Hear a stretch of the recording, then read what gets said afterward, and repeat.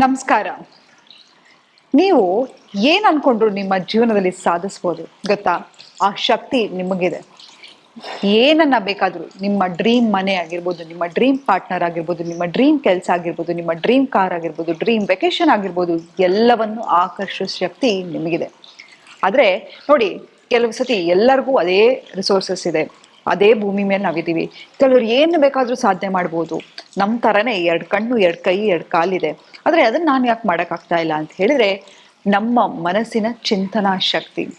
ನಾವು ಎಷ್ಟೋ ಸತಿ ಅನ್ಕೊಂಡ್ಬಿಡ್ತೀವಿ, ಇದು ನನ್ನ ಕೈಲಿ ಮಾಡೋಕ್ಕಾಗಲ್ಲ, ಅದು ಹೇಗೆ ಮಾಡೋಕ್ಕೆ ಸಾಧ್ಯ, ನನ್ನ ಮನೆ ಹೇಗೆ ತೊಗೊಳಕ್ಕೆ ಸಾಧ್ಯ, ನನಗೆ ಬರೋದೇ 15,000 ಸಂಬಳ, ಅದ್ರಲ್ಲಿ ಇದನ್ನ ಹೇಗೆ ಮಾಡೋಕ್ಕೆ ಸಾಧ್ಯ, ಅದನ್ನ ಹೇಗೆ ಮಾಡೋಕ್ಕೆ ಸಾಧ್ಯ ಅಂತ ಹೇಳಿ ನಮ್ಮ ಲಿಮಿಟೇಷನ್ಸನ್ನೇ ನಾವು ಕಂಟ್ರೋಲ್ ಮಾಡ್ತಾ ಹೋಗ್ತೀವಿ.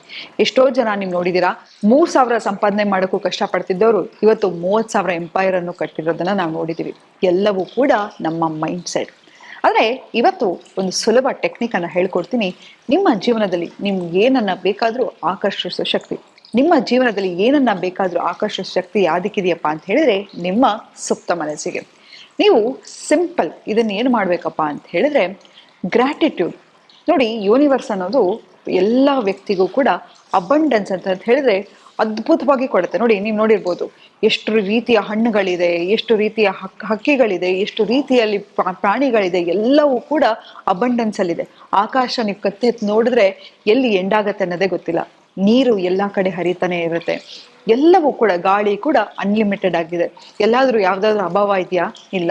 ಭಗವಂತ ಕೊಟ್ರೆ ಎಲ್ಲವನ್ನೂ ಅಬಂಡೆನ್ಸ್ ಅಲ್ಲಿ ಕೊಡ್ತಾನೆ. ಆದ್ರೆ ತಗೊಳ್ಳೋ ಶಕ್ತಿ, ಚೈತನ್ಯ ನಮಗಿರ್ಬೇಕು. ನಿಮ್ಮ ಜೀವನದಲ್ಲಿ ಏನನ್ನ ಬೇಕಾದ್ರೂ ಆಕರ್ಷಿಸ್ಬೋದು. ಅದಕ್ಕೆ ಸುಲಭ ಸೂತ್ರ ಏನಪ್ಪಾ ಅಂತ ಹೇಳಿದ್ರೆ, ಗ್ರಾಟಿಟ್ಯೂಡ್. ಎಕ್ಸಾಂಪಲ್, ಯಾರೋ ಒಬ್ರು ನಿಮ್ಗೆ ಗಿಫ್ಟ್ ಕೊಟ್ರೆ ಅದನ್ನ ಗ್ರೇಸ್ಫುಲ್ ಆಗಿ ಅಕ್ಸೆಪ್ಟ್ ಮಾಡೋದಾಗಿರ್ಬೋದು, ಅದ್ರ ಬಗ್ಗೆ ಹೊಗಳೋದಾಗಿರ್ಬೋದು, ಥ್ಯಾಂಕ್ ಯು ಹೇಳೋದಾಗಿರ್ಬೋದು. ನೋಡಿ, ಯಾರಾದ್ರೂ ನೀವು ಒಂದು ಸಿಂಪಲ್ ಜೆಸ್ಚರ್, ನಿಮ್ಮ ಅಮ್ಮ ಅಡಿಗೆ ಮಾಡಿದ್ರೆ ಅಮ್ಮ ಥ್ಯಾಂಕ್ ಯು ಸೋ ಮಚ್ ಅಂತ ಹೇಳಿದ್ರೆ ಅಮ್ಮನಿಗೆ ಎಷ್ಟು ಖುಷಿ ಆಗತ್ತೆ, ನಿಮ್ಮ ಹೆಂಡತಿಗೆ ಎಷ್ಟು ಖುಷಿ ಆಗತ್ತೆ ಅಲ್ವಾ? ಇನ್ನೂ ಚೆನ್ನಾಗಿ ಅಡಿಗೆ ಮಾಡಬೇಕು, ಇನ್ನೂ ಚೆನ್ನಾಗಿ ನನ್ನ ಮಗನ ನೋಡ್ಕೋಬೇಕು, ಇನ್ನೂ ಚೆನ್ನಾಗಿ ನನ್ನ ಗಂಡನ ನೋಡ್ಕೋಬೇಕು ಅಂತ ಆ ತಾಯಿ ಅಥವಾ ಹೆಂಡತಿ ಆಶಿಸ್ತಾಳೆ.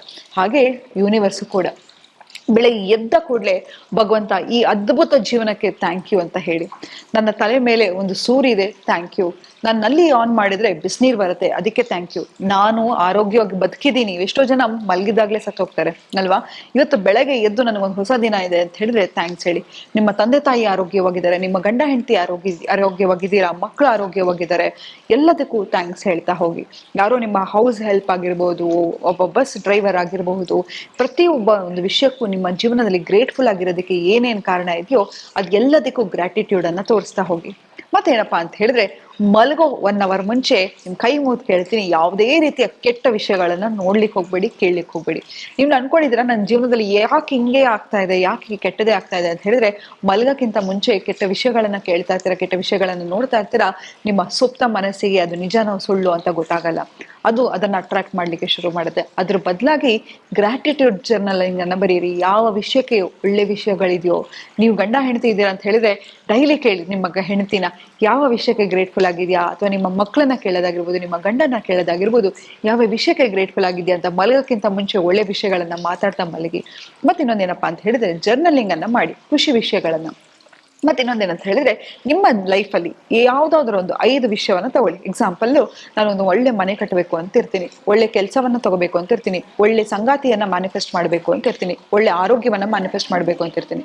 ಇದೆಲ್ಲವನ್ನು ಕೂಡ ಬರೀರಿ. ಹೇಗೆ ಬರಿಬೇಕಪ್ಪ ಅಂತ ಹೇಳಿದ್ರೆ, ನಾನು ತುಂಬಾನೇ ಖುಷಿಯಾಗಿದ್ದೇನೆ, ನಾನು ತುಂಬಾನೇ ಆರೋಗ್ಯವಾಗಿದ್ದೇನೆ, ನಾನು ಫೈನಲಿ ನನ್ನ ಡ್ರೀಮ್ ಸಂಗಾತಿಯನ್ನ ಮೀಟ್ ಮಾಡಿದ್ದೀನಿ, ಫೈನಲಿ ನಾನು ಇರ್ತಕ್ಕಂತಹ ಮನೆ ಚೆನ್ನಾಗಿದೆ. ಹೀಗೆ ಎಲ್ಲವನ್ನು ಬರಿತಾ ಹೋಗಿ. ಬರೆಯೋದು ಅಂತ ಹೇಳಿದ್ರೆ ನನಗಿದು ಬೇಕು ಅಂತಲ್ಲ, ಐ ವಾಂಟ್ ಅಂತಲ್ಲ, ಆಲ್ರೆಡಿ ಆಗೋಗಿರೋ ರೀತಿಯಲ್ಲಿ. ಆಯ್ತಾ? ಹೇಗೆ ಫೀಲ್ ಆಗುತ್ತೆ? ಎಕ್ಸಾಂಪಲ್, ನೀವು ಒಂದು ಡ್ರೀಮ್ ಕಾರ್ ತಗೋಬೇಕು ಅಂತ ಇರ್ತೀರಾ.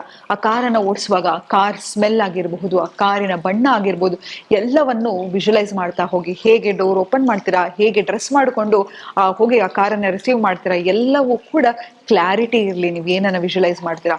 ಮತ್ತೆ ಡೌಟ್ ಬಿಟ್ಬಿಡಿ. ಈಗ ಏನೋ ಒಂದು ಆನ್ಲೈನ್ ಅಲ್ಲಿ ಆರ್ಡರ್ ಮಾಡ್ತೀರಾ, ಆರ್ಡರ್ ಮಾಡಿದ್ಮೇಲೆ ಬರುತ್ತಾ ಬರುತ್ತಾ ಬರುತ್ತಾ ಅಂತ ಚೆಕ್ ಮಾಡ್ತಿರ್ತೀರ, ಇಲ್ಲ ಅಲ್ವಾ, ಗೊತ್ತು ನಿಮಗೆ ಅದು ಬರುತ್ತೆ ಅಂತ. ಅಥವಾ ಒಂದು ಒಂದು ಗಿಡಕ್ಕೆ, ಒಂದು ಗಿಡ ಬೆಳೆಸಲಿಕ್ಕೆ ಯಾವುದೋ ಒಂದು ಬೀಜವನ್ನು ಹಾಕ್ತಾರೆ, ಎಷ್ಟೇ ಫಲವತ್ತವಾದ ಬೀಜ ಇದ್ರೂ ಕೂಡ ಪ್ರತಿ ಸತಿ ಅದನ್ನು ಹೋಗಿ ಗಿಡ ಬಂತ ಅಂತ ಮಾಡ್ತಿದ್ರೆ ಮೊಳಕೆ ಬರಲಿಕ್ಕೆ ಚಾನ್ಸ್ ಕೊಡಲ್ಲ ಅಲ್ವಾ. ಹಾಗಾಗಿ ಆ ಗಿಡ ಬೆಳಿಲಿಕ್ಕೂ ಚಾನ್ಸ್ ಇರಲ್ಲ. ಹಾಗಾಗಿ ಯಾವತ್ತೂ ಅಷ್ಟೇ ಸೆಲ್ಫ್ ಡೌಟ್ ಅನ್ನ ಇಟ್ಕೊಳ್ಬಿಡಿ, ಆಗತ್ತಾ ಇಲ್ವಾ, ಆಗತ್ತಾ ಇಲ್ಲ ಅಂತ. ಆಗೋಗಿರೋ ರೀತಿ ಫೀಲ್ ಮಾಡ್ತಾ ಹೋಗಿ. ಮತ್ತಿನ್ನೊಂದೇನಪ್ಪಾ ಅಂತ ಹೇಳಿದ್ರೆ, ಯಾವಾಗ್ಲೂ ಯೂನಿವರ್ಸ್ ಅನ್ನ ಸೈನ್ ಕೇಳಿ. ನೀವು ನೋಡಿರ್ಬೋದು, ರಿಪೀಟೆಡ್ ನಂಬರ್ಸ್ ಆಗಿರ್ಬೋದು, 11 ಆಗಿರಬಹುದು, 2 ಆಗಿರ್ಬೋದು, 3 ಆಗಿರಬಹುದು. ಯಾವಾಗ ನೀವು ಯೂನಿವರ್ಸ್ ಜೊತೆ ಅಲೈನ್ ಆಗಿರ್ತೀರಾ, ಎಷ್ಟೋ ಸತಿ ನೋಡಿ, ಎಕ್ಸಾಂಪಲ್ ಈಗ ನಾನೊಂದು ಹುಡುಗಿ ಅಂತ ಇಟ್ಕೊಳ್ಳೋಣ, ಒಂದು ಹುಡುಗಂಗೆ ಸೈನ್ ಕೊಡ್ತಾನೆ ಇರ್ತೀನಿ, ನಂಗೆ ನೀನ್ ಇಷ್ಟ ಅಂತ. ಆತ ಅದನ್ನ ತಗೊಳ್ದೇ ಇದ್ರೆ, ಆತ ಮುಟ್ಟಾಳ ಆಗಿದ್ರೆ, ಎಷ್ಟೇ ಒಂದು ಹೆಣ್ಣು ಸೈನ್ ಕೊಟ್ರು ಕೂಡ ಆತನಿಗೆ ಅರ್ಥ ಆಗತ್ತಿಲ್ಲ. ಹಾಗೆ ಯೂನಿವರ್ಸ್ ಕೂಡ ಅಷ್ಟೇ, ನಮ್ಗೆ ಅದು ಯೂನಿವರ್ಸ್ ನಮ್ಮ ಹತ್ರ ಕಮ್ಯುನಿಕೇಟ್ ಮಾಡೋದು ನಂಬರ್ಸ್ ಮೂಲಕ, ಏನೋ ಒಂದು ಸೈನ್ ಮೂಲಕ. ಯೂನಿವರ್ಸ್ ಅನ್ನ ಸೈನ್ ಕೇಳಿ, ನಾನು ಸರಿಯಾದ ರೀತಿಯಲ್ಲಿ ಇದ್ದೀನಿ, ಸರಿಯಾದ ದಾರಿಯಲ್ಲಿ ಅಂತ ಹೇಳಿದ್ರೆ ನನಗೆ ಏನಾದ್ರೂ ಒಂದು ಸೈನ್ ತೋರಿಸು. ಎಕ್ಸಾಂಪಲ್, ನಿಮ್ಮ ಫೇವ್ರೆಟ್ ದೇವರಾಗಿರ್ಬೋದು, ಚಿಟ್ಟೆ ಆಗಿರ್ಬೋದು. ಎಕ್ಸಾಂಪಲ್, ಒಂದು ಯೆಲ್ಲೋ ಕಲರ್ ಬಟರ್ಫ್ಲೈ ಅನ್ನ ನೆನ್ಸ್ಕೊಳ್ಳಿ, ಕಣ್ಮುಚ್ಕೊಂಡು ಯೆಲ್ಲೋ ಕಲರ್ ಬಟರ್ಫ್ಲೈ ಅನ್ನ ನೆನ್ಸ್ಕೊಳ್ಳಿ. ಯಾವುದೋ ಒಂದು ಮ್ಯಾನಿಫೆಸ್ಟ್ ಮಾಡಬೇಕು ಅಂತ ಇರ್ತೀರಾ, ಅಥವಾ ಯಾವುದೋ ಒಂದು ಡಿಸಿಷನ್ ಅನ್ನ ತಗೋಬೇಕು ಅಂತ ಇರ್ತೀರಾ. 24 ಗಂಟೆಲಿ ನನಗೆ ಯೆಲ್ಲೋ ಕಲರ್ ಬಟರ್ಫ್ಲೈ ಅನ್ನ ನೀನು ತೋರಿಸಿದ್ರೆ ನಾನು ಸರಿಯಾದ ದಾರಿಯಲ್ಲಿ ಇದ್ದೀನಿ ಅಂತ. ಎಲ್ಲಾದ್ರೂ ನೋಡ್ಬೋದು, ನೀವು ಮೊಬೈಲ್ ಅಲ್ಲಿ ನೋಡ್ಬೋದು, ಅಥವಾ ಯಾರೊಬ್ರು ಬಟ್ಟೆ ಹಾಕಿರೋದನ್ನ ನೋಡ್ಬೋದು, ಅಥವಾ ಯೆಲ್ಲೋ ಕಲರ್ ಬಟರ್ಫ್ಲೈ ನಿಮ್ಮ ಮುಂದೆ ಹಾರಾಡೋದನ್ನ ನೋಡಿರ್ಬೋದು. ಇದೆಲ್ಲವೂ ಯೂನಿವರ್ಸ್ ಸಟಲ್ ಆಗಿ ನಿಮ್ಗೆ ಸೈನ್ಸ್ ಅನ್ನ ಕೊಡ್ತಾ ಇರುತ್ತೆ. ಹಾಗಾಗಿ ನಾವು ರಿಸೆಪ್ಟಿವ್ ಆಗಿರ್ಬೇಕು. ಯೂನಿವರ್ಸ್ ಏನನ್ನ ಕೊಡುತ್ತೆ, ಅಬಂಡೆನ್ಸ್ ಅಲ್ಲಿ ಕೊಡುತ್ತೆ. ಅದನ್ನ ನಾನು ಹೇಳಿದೆ, ನೇಚರ್ ಅಬಂಡೆನ್ಸ್ ಅಲ್ಲಿ ಇದೆ. ಸೊ ದೇವ್ರು ಕೊಟ್ರೆ ಹಂಗ್ ಕೊಡ್ತಾನಂತೆ. ಹಾಗಾಗಿ ಅದನ್ನ ರಿಸೀವ್ ಮಾಡೋ ಶಕ್ತಿ ನಮಗಿರ್ಬೇಕು ಅಲ್ವಾ ಅಂತ ಹೇಳ್ತಾ ಇವತ್ತಿನ ಸಂಚಿಕೆನ ನಾನು ಮುಕ್ತಾಯಗೊಳಿಸ್ತಿದ್ದೀನಿ. ಧನ್ಯವಾದಗಳು.